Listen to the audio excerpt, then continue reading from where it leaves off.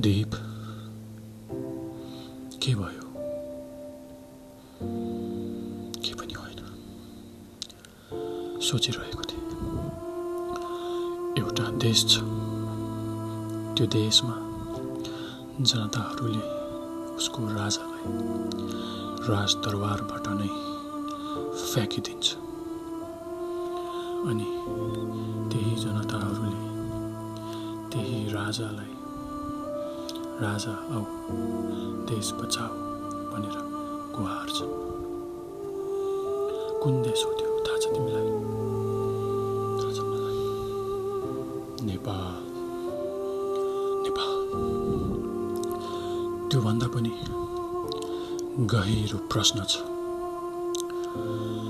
जुन देशमा राजा